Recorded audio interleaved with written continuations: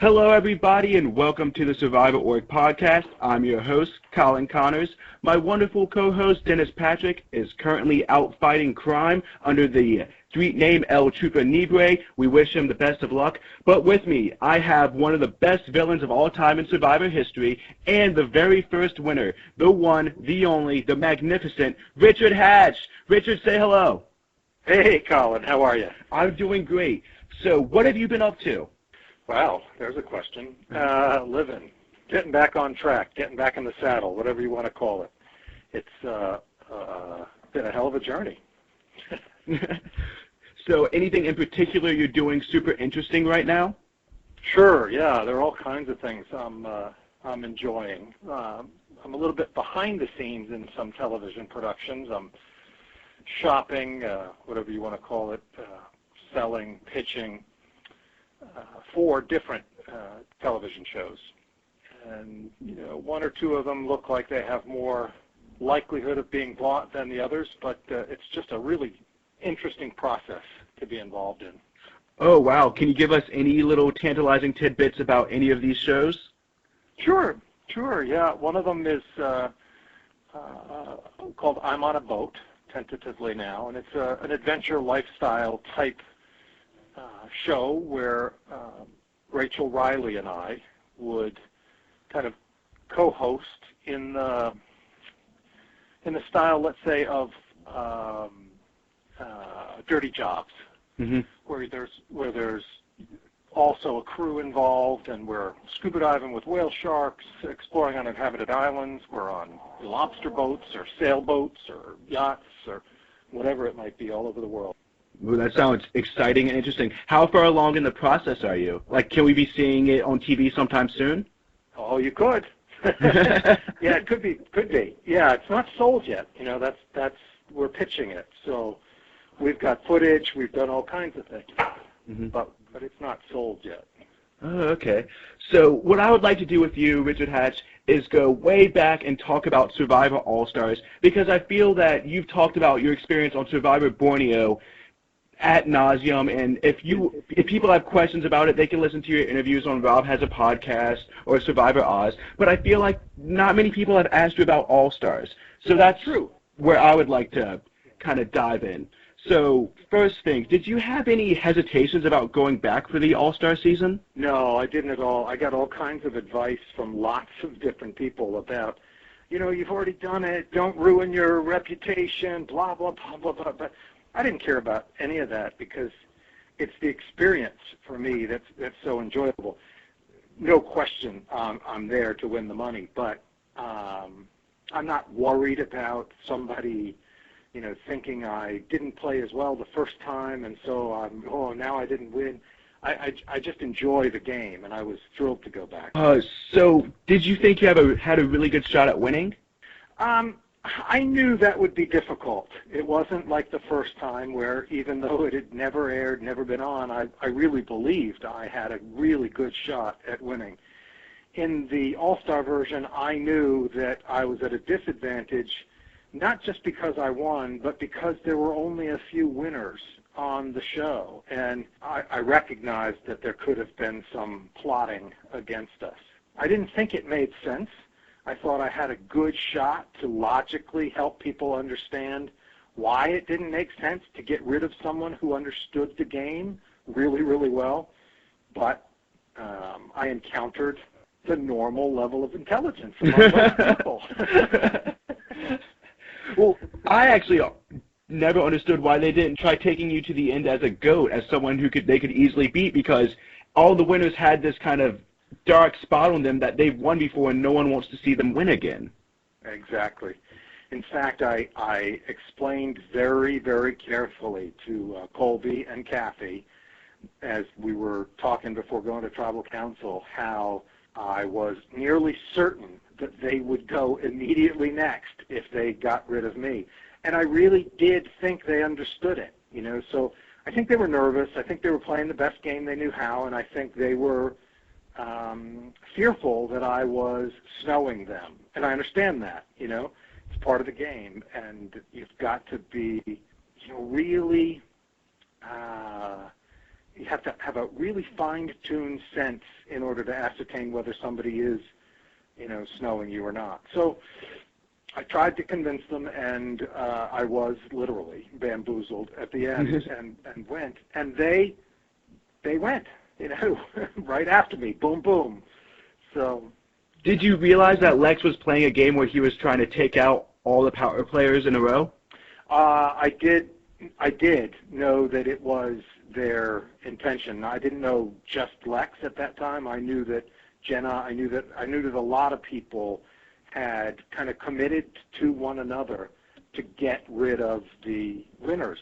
And just as you described, I thought that was stupid. Not from the standpoint that they shouldn't get rid of them. I don't mind. You're welcome to have whatever plan or strategy you have, but from the standpoint that we really could, or at least I could, not necessarily all the winners, have been really helpful in getting people much further along. And as you described, I thought it could be quite easy for somebody to try to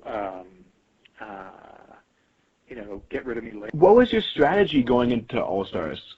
Well, I tried to help people understand why I was who I was during the original game, and I was trying to help them understand that for me it is a game, that it's a game, and that I'm willing to be really clear and really honest about how to play it well and do the best they can, particularly in the beginning, and tell them, look, at some point you're going to have to go.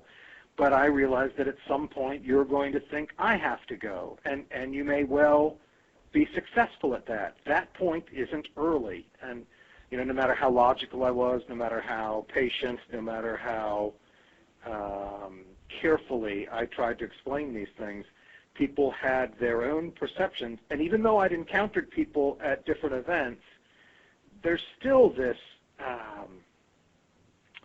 fear, if you will, of what happened in the first season, because I just was playing so well, and viewers didn't get it. They didn't know the rules. And so all these people that I was playing with were viewers of that season, and they were fearful to the point where they just had to get rid of me.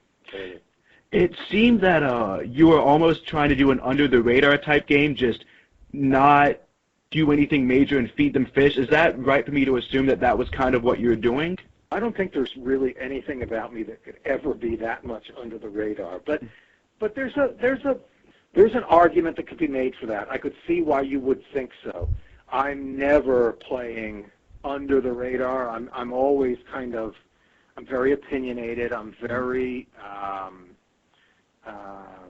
outspoken. So you're going to hear what I'm thinking. Now that's going to be tempered during the game with what needs to be said, but I don't really ever play too much under the radar. It doesn't suit me. It appears fake because it is. So sure, you probably saw some degree of caution in how I approached people and how I did things, but I certainly wouldn't call it under the radar. That would never work. Well, I remember, I'm not sure where you said it, but you said that if you're someone that's loud, you need to be loud. You need to know who you are in order to do Survivor, but you shouldn't try to fake it, or else that could come back and haunt you. I think that's the key to winning. I think that's the game. I think if you don't know who you are before you get there, you're doomed. If what you're doing when you're out there isn't very, very intentional, flexible, aware of how whatever it is you're doing is impacting other people, you're screwed, period. And it's a rare person who gets on there and understands that ahead of time, no matter how many times I've said it from day one after playing.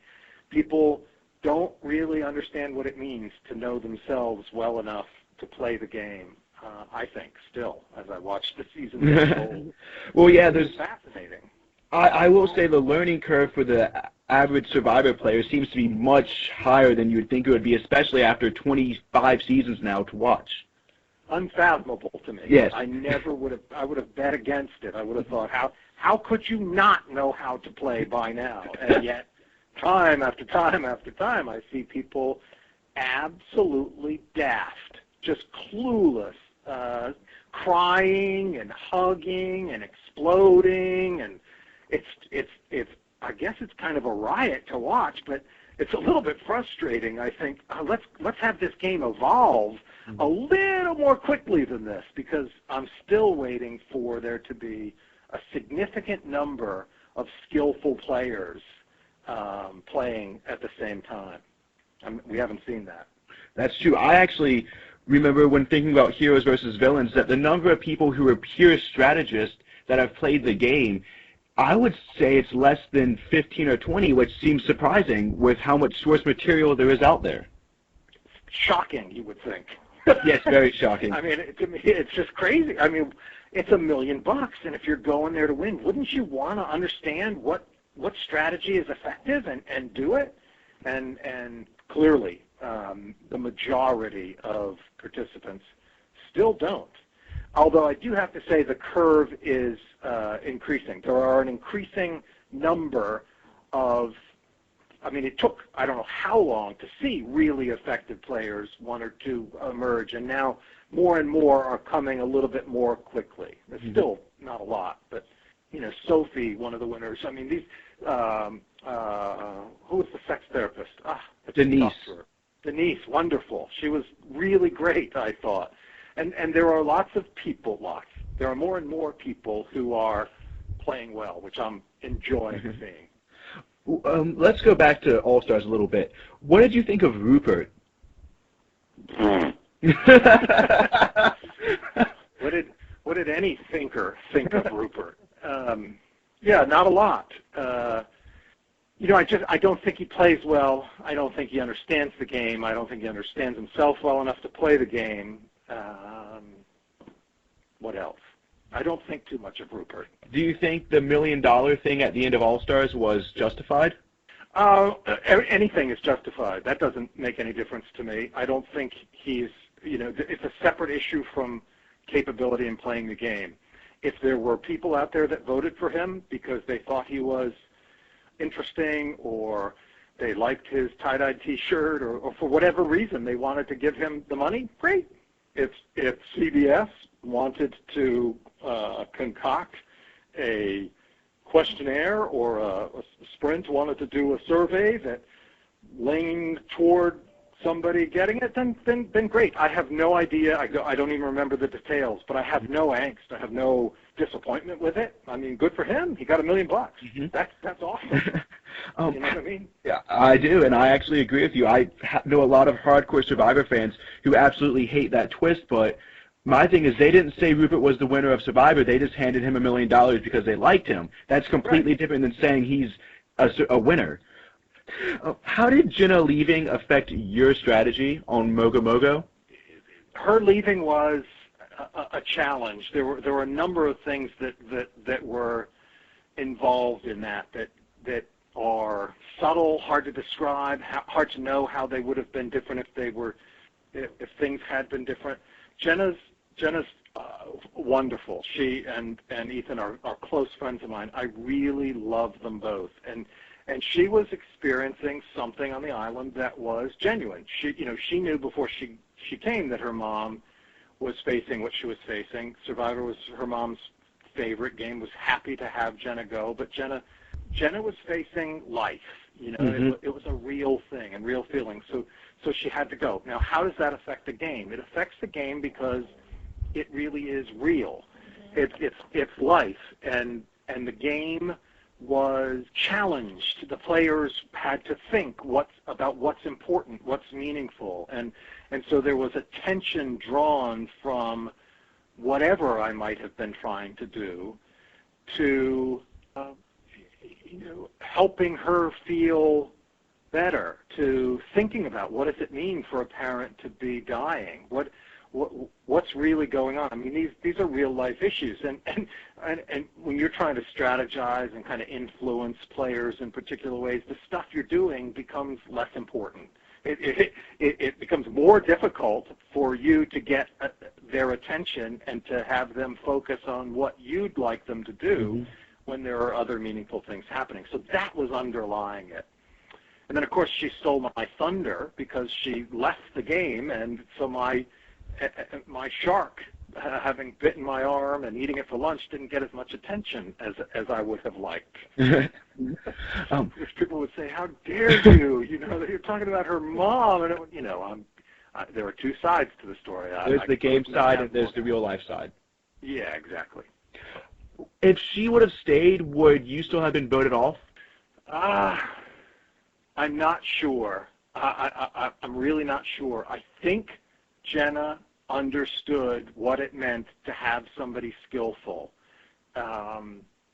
And she knows how to play the game. You know, she won. And she probably would have contributed or been at least certainly an ally in contributing to help people understand why I should be kept. I don't know that she would have wanted to engage in the same kind of an alliance that I might have. So I'm not sure. I can't tell at this point. But the thing is, that's Survivor. You never have. There's a movie that Ashton Kutcher was in, Butterfly Effect, and every tiny little simple thing that turns, you've got to be aware and flexible enough to adapt to that.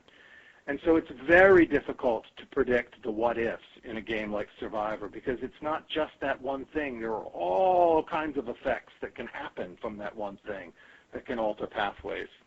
Very detailed and reasonable answered. Most of the time, as past survivors, I go, if this wouldn't have happened, I would have won, or then this would have happened. You gave a very realistic response. So let's talk a little bit about the Sue controversy. Is there anything that we as viewers didn't get to see, or did we see the whole thing? Oh, no, you didn't see any of it. I didn't either. What viewers mostly don't know, I think, is that I remained utterly and completely unaware that anything had even taken place until the show was done. Oh, wow. Yeah, viewers had no idea of that. I was fascinated that she was acting like she was because I was gone. You don't realize it from the shooting and from all of that. In the actual game, in which I got naked because, whoopee, that's what I do.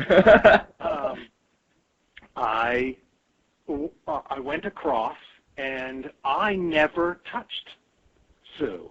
The thought in her head, the craziness that happened to her mentally afterwards was claiming that I touched her naked and she felt whatever she claimed she felt. Well, the truth is I never touched her, and in fact, she turned around in the game and on that horizontal plank game and came back into my path where she didn't need to go, and she touched my waist going past me. I never touched her with my penis, my hand, any other part of my body. Nothing ever touched Sue. And so I just thought it was typical, what the hell's this whack job doing?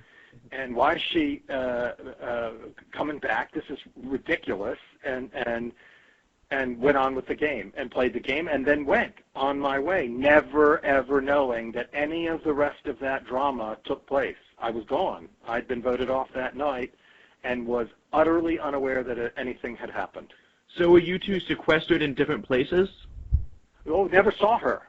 Ever saw her again. When I got off, I left for Argentina and walked into a 5-star resort where I met my now husband of more than 9 years. He was the director of tourism. Mm-hmm. So I literally won more than winning Survivor. I just think it's so. I never saw her. Yeah. So you haven't spoken to her since? Oh yeah, no. I've encountered her. I've never spoken to her. Mm. I've encountered her at different events, at 10-year reunion, different things, and literally had nothing to do with her. They talked about us taking photos together or whatever, and I declined. I'm not involved in any of the drama that people try to take outside of the game, and never will be. Well, that seems like the intelligent way to go. I'm wondering, are you aware of all the drama that's following Francesca being the first person voted out? I'm not. Well, this is... I saw her voted out, and I know she went, and I know she'd wanted to play and all the rest of that, but no, I'm not aware of any drama. Well, this is, I think, a good reason to stay away from Survivor groups, because Francesca apparently was in the same kind of wine and cheese alliance that Andrea was in, and they all live in New York. Andrea, Stefan, Sophie, and other past players. And so when Francesca got voted out, now there's 20 people that attacked Andrea on Twitter. Oh, really? Mm-hmm. You know, I think it's fair game for anyone on those sites and Twitter and wherever else to attack whomever they want in whatever ways they feel. My hope is that when they do that, they feel great and they enjoy it, and then they learn how stupid they are that they don't have all the facts later on. It's unlikely because we're not very intelligent beings, us humans. So it's just a thought in my head. But I don't. I truly don't. I'm not making it up. I just don't pay attention to the crap, you know? Mm-hmm. I really thought it just doesn't matter what people think of me until I ended up in prison for something I didn't do. And then I realized that it really does. I mean, there are bigots and prejudices that have corrupted our judicial system and courts, and so there are impacts to what people think of you, sadly. But I try to stay out of it.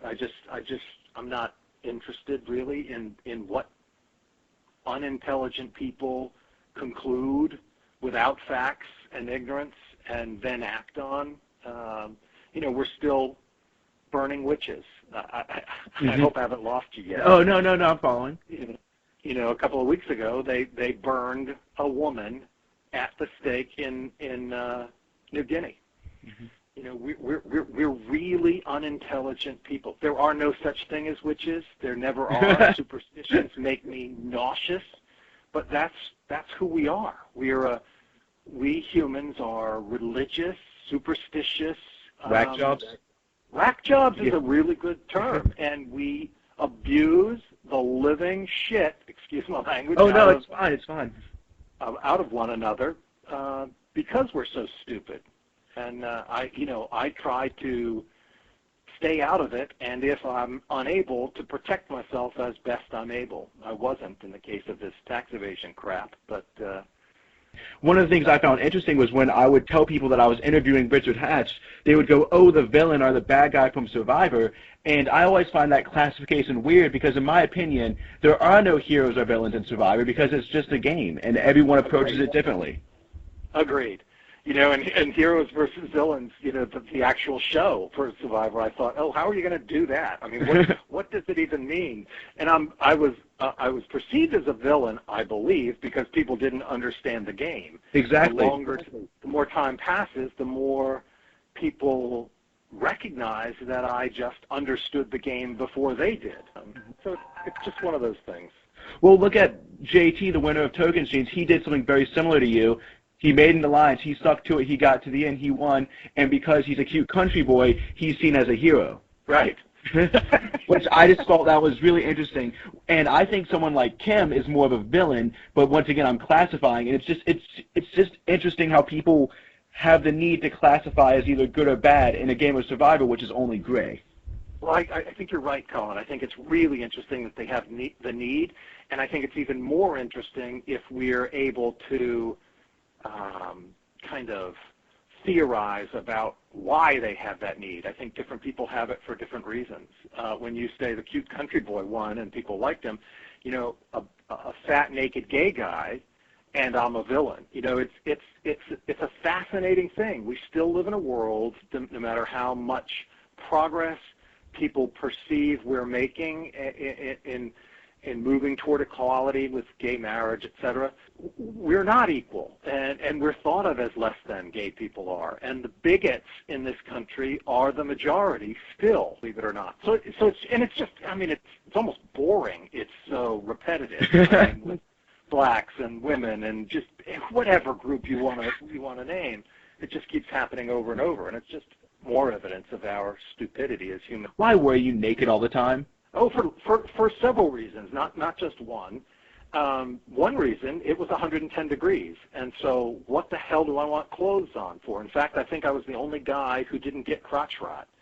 You know, people were walking around in their wet, stanky, whatever they had on continuously, and then they would just, you know, be in pain, fire, walking, you know, like they had a stick up their ass because their whole crotch was on fire. Their thighs were all rubbing together from jock itch. Not me. I was totally dry and comfortable. So that's one. But another one, strategically, was that I knew all the camera crew were straight guys. They sure as hell had no interest in following my naked fat ass around. So I got more free time than anyone. In fact, I actually heard things like, holy shit, that fat guy is still here. Get more footage, you know, because they thought for certain I was going to be voted off. Mark Burnett even wrote in his book that I was the first one to go because I was so cocky. He thought, oh, they'll get rid of him early. I remember that when I read the prologue. Yeah, I mean, he wrote that in real time. It's truly what they thought. I think they selected me knowing that I'd go early, but that I would, you know, be quite a character. But of course, that was all part of another game that you had to play with producers in getting selected. So it afforded me an opportunity to get much more free time without being, for example, if I want to listen to a conversation and a camera's following me over, you know, I'm screwed. I can't hear what those two people are saying because they see this camera guy wandering around listening. But when the cameras weren't following me, I could get lots more access quietly and unknown to what else was going on. Sounds like a legitimate strategy, and I might try that when hopefully I get to go on in 2 or 3 seasons. That's my dream. So, awesome. What is your theory on dealing with the final 3? Well, that's a toughie. You know, I'm not as big a fan. I mean, you know, whatever. It's just rules. But I'm not as big a fan of a final 3 as a final 2. Mm-hmm. I like the control that I had in getting to the final 2. I take responsibility for and believe I had control of everything that happened up until that final 2. When it's a final 3, there's, you know, your chances are diminished slightly. You know, they're diluted, if you will. So I like going to the final 2 instead of the final 3. But you know, if I know ahead of time that it's 3 instead of 2, then there are plenty of ways to prepare for that as well. You just have to be much, much more cautious about which 2 you bring. Well, what would you personally do if you were caught in this situation? Well, if I were part of a final 3, I would hope to gosh that I would have brought 2 people that I could make a clear argument did not play as well as I did. I despise the words, you know, deserve because of what they connote for most people. You know, she didn't deserve it. He didn't deserve that. If they got it, if they won it, if they were awarded, they deserve it. You know? So I just would make a tremendous, clear argument as to why the other 2 people didn't play as hard as I did, didn't play as well as I did, didn't have as much control for as much of the time as I did, didn't understand the game as well as I did. And I would point out, because the jurors aren't necessarily the brightest people in the world, I would point out exactly what they did to some of those people that I felt was unnecessary as part of the game and was evidence of why they weren't playing as well as I was playing. I'd be very, very calculated and specific in case you didn't realize that that's what I might do. I just want you to know I did write some of that down in case I ever find myself in a final 3. If you could pick any group of survivors to play with, who would you pick? Like, what's your dream alliance? My dream game, never mind alliance. Okay, dream game. Alliance would, the that's another thing you've got to be careful about. Yes, you have to be trustworthy, and you have to develop an alliance. But that alliance, by definition, in this kind of a game, has to have a certain amount of flexibility and might shift depending upon what happens. There are things you can't plan, and you've got to adapt really, really quickly. So who I would want to play with, the game that I would want to play, would be with those players who understood the game best. And I think there are enough that could be put together now. A significant number of people who really know how to play the game and played well would make for an incredibly interesting show, I think, and I'd like to be part of that. I'm picturing you and a lot of the recent female winners for this game. You, Kim, Sophie, Denise, maybe go back to Danny Boatwright. I agree. I think a lot of the female winners recently, but there are still people throughout earlier games, too, who didn't win, who are very, very skillful players. Sometimes they didn't win just because people were so clueless about how to play the game that they couldn't go overcome just implausible stupidity. So like Rob plays the game very well. Rob Sesternino. Mm-hmm. Rob has a podcast. He just does. He understood it. He knows what it is, and there are others that would be interesting. It doesn't have to be all winners, but I think there would be a good number of winners now and others who play the game well that could make it a good game. Speaking of Rob, let's go to another Rob, Boston Rob, and you kind of touched on this earlier with your Rupert comment, but how do you feel about him getting to play 4 times? Again, good for him. Great if he makes good viewing. I was invited to play and against Russell? What's his name? Yeah, Russell. My brain. What the heck's going on here? And these bigot prosecutors prevented me from doing so. They have the hypocritical bullshit is all it could be described as. They claim they want me to pay this and pay that, and yet they prevent you from earning what you could to do so, even though nothing, not a cent, was owed when they were claiming this. So it's just a whole circular nonsense. But anyway, so they literally went to court and prevented me from being able to go, and that's why Rob went then. So Rob should give some of that money to you, is what you're telling me. Yeah, I think so. That seems reasonable, don't you think? I think it does, especially that he's married to Amber, who's won before, and he's been on The Amazing Race 4 times and had his own poker show. I think he definitely should. I'll email him and tell him. I love them both, so I'm happy for them, and I have no resentment whatsoever if somebody gets on there 2 times, 6 times, 20 times. If the casting professionals, and they truly are professionals, they know what they're doing, recognize that this person, for whatever reason, is a valuable asset to the game of Survivor. That doesn't mean they know how to play well. Russell? Then good for them. Yeah, exactly. Talk about somebody who just doesn't understand the game. I mean, what a waste to pit me against him, I thought, but I certainly would have gone for the million. Well, actually, if you got put on Ometepe, I could easily picture you winning just as Boston Rob did. I figured you would figure out Francesca, you would figure out Christina, you would knock him out, Russell's tribe would knock them out, and then you would Pagonga. I really think you would easily win that season. I think so, too. I thought so beforehand, so I was ready to go. And the fact that Rob did kind of makes it almost a certainty that I would have. I'd beat Rob if we played too. I would love to see you and Rob again. Who are you surprised that they haven't brought back? Oh, I don't have a lot of that in mind. This might sound a little egotistical. I don't spend a lot of time thinking about who the players were and whether they should come back and who might and who might not. So nobody comes to mind. I'm not really surprised that they haven't brought anybody in particular back. Like Johnny Foreplay. It's not Foreplay. Johnny Fairplay. He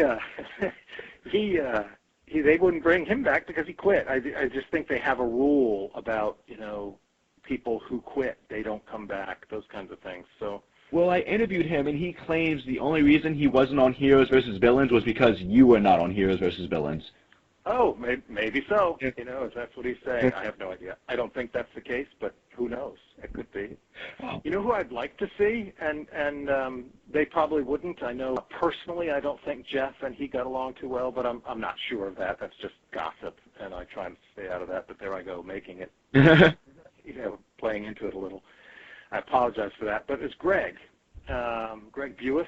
Mm-hmm. I think he, had I not been there, would have had a hell of a shot at the game because I think he was bright. So was Jervis Peterson. He was trying to talk to his team about an alliance, and they were making fun of him, talking about how unethical it was, which is hysterical. There are no ethics in Survivor.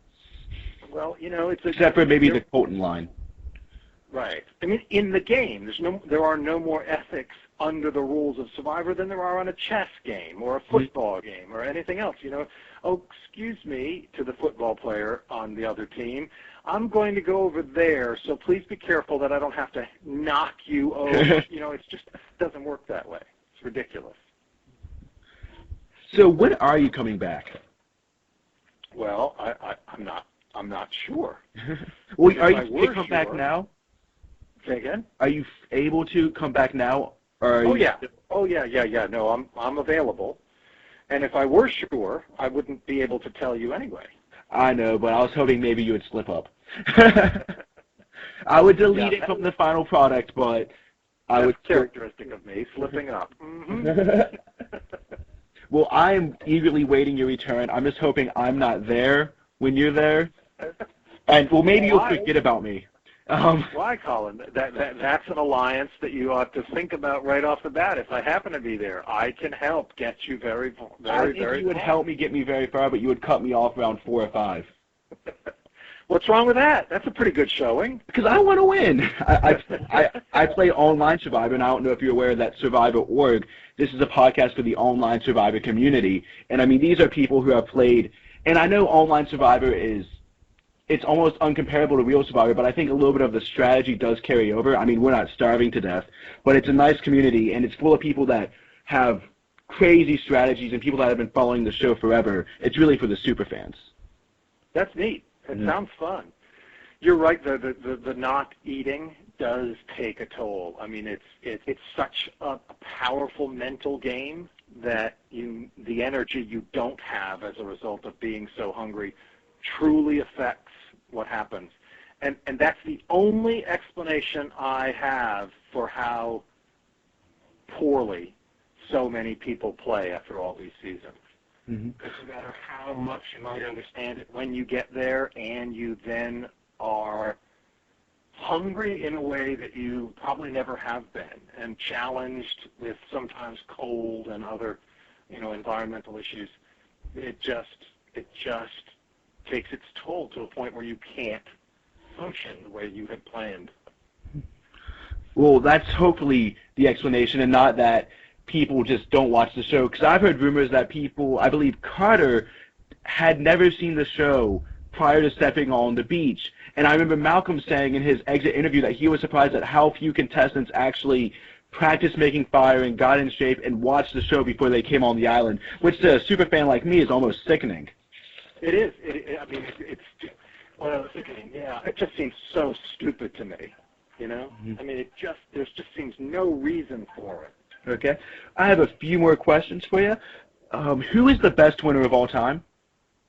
Well, seriously.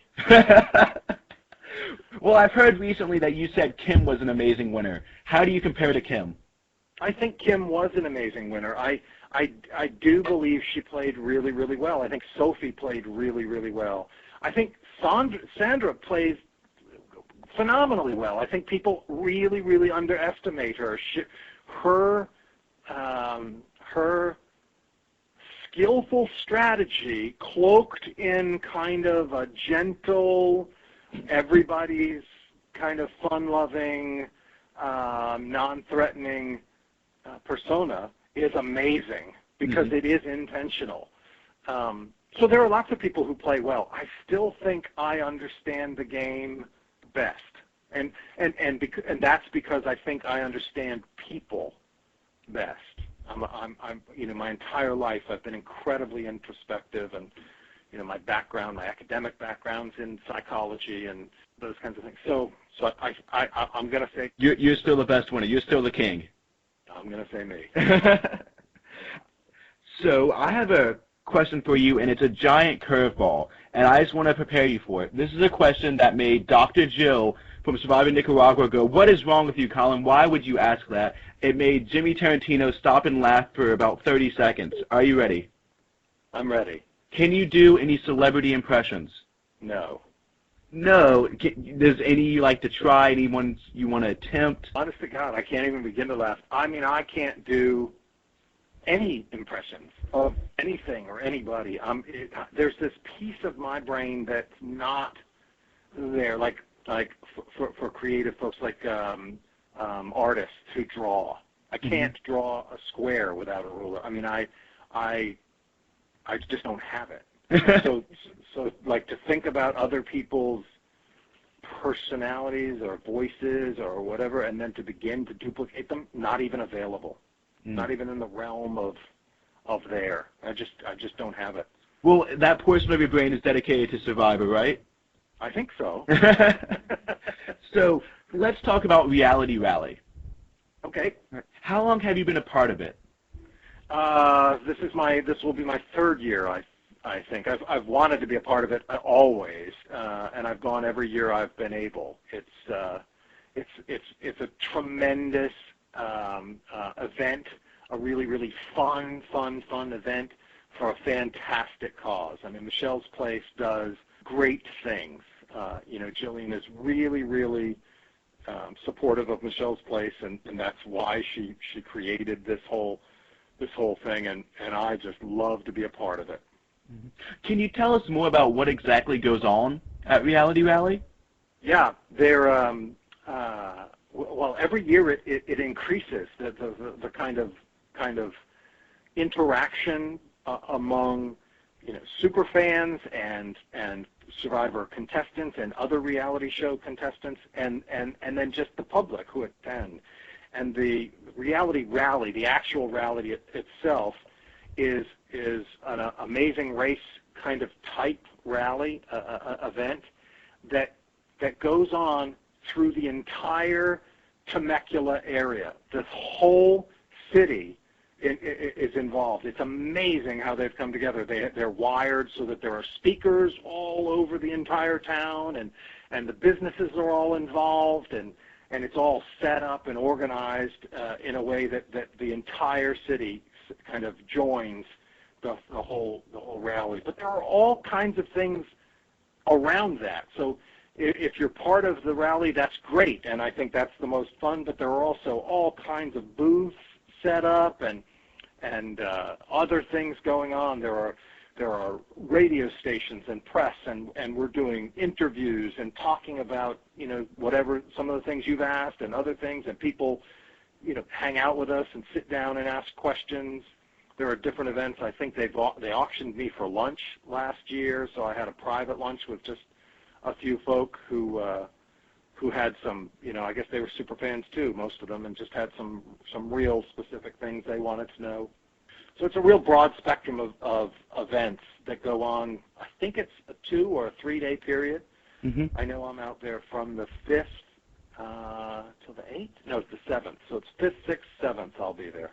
Well, let's say I can't make it to the event. Is there any other way I could help out? Yeah, there is. I think you can go to realityrally.com, and you can, go to the part of that page where you can contribute to Michelle's Place. You can look up Richard Hatch, and you can contribute in my name, or with me, if you will, or whichever other reality folk that you're fans of or wanted to connect yourself with are going. And you can join their, not join, but you can sign up on their page to donate to Michelle's Place, and 100% of it, every penny that you give goes to Michelle's Place, this breast cancer support center. So on a scale of 1 to 10 of awesomeness, how awesome is this event? Oh, it's a 10. It's a 10. It's just plain awesome. It's really an awesome event. I go to any number of events, and it is truly one of my very, very, very few favorites. We'll keep the focus on Michelle's place. There are one or two others that are up there for me as well. The cause and the event. But boy, I'll tell you, this one is a worthwhile cause and a really, really fun event. Cool beans. And so once again, if someone wants to donate, they can go to realityrally.com.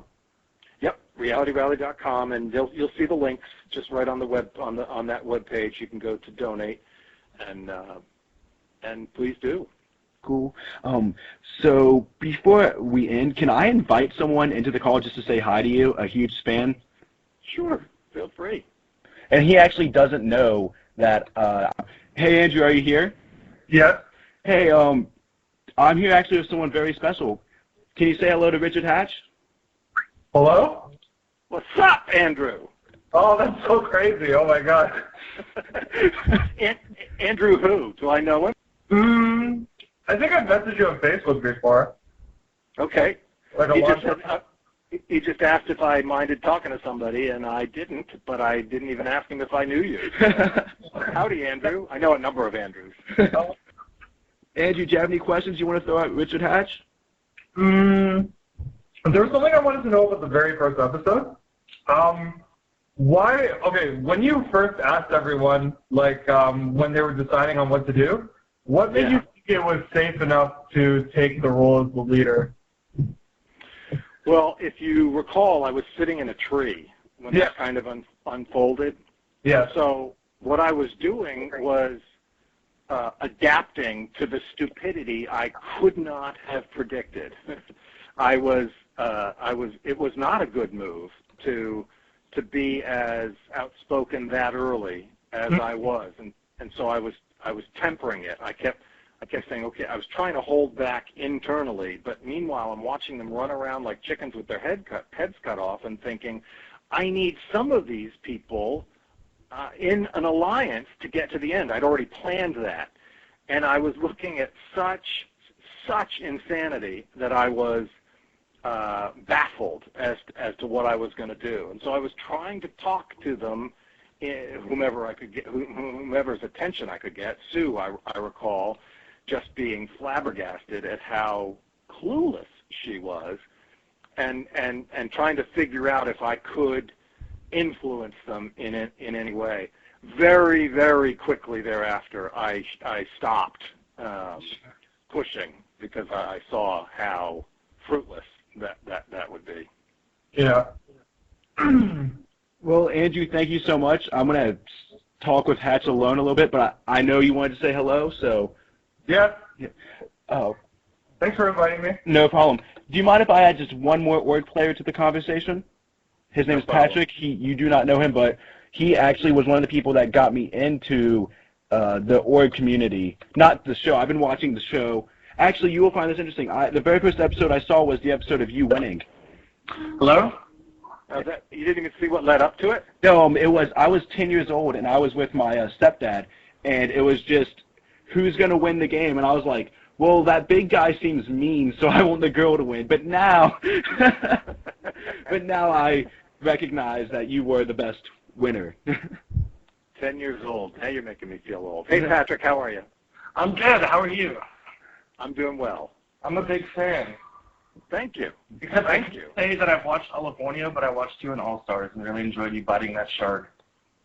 That was my favorite moment. Yeah, I enjoyed eating him later. I didn't enjoy biting him so much because while I was biting him, he was attached to my arm. Oh, yeah. No, that looks pretty brutal.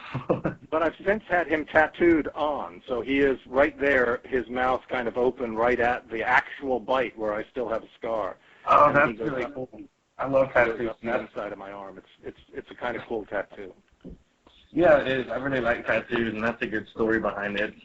Patrick is a huge fan of Rachel. I am. Oh, cool.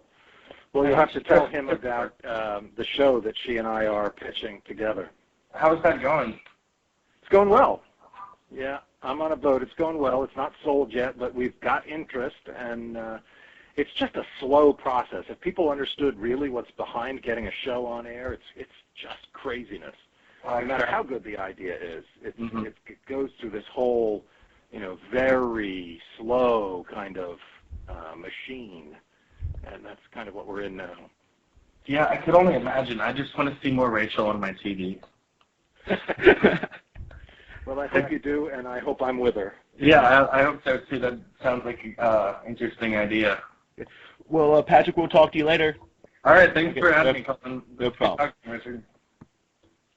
Take care. Thank you so much for coming on. It makes a super fan like me dreams come true. I've been nervous about this interview all week, and I'm so happy I actually got to speak with you.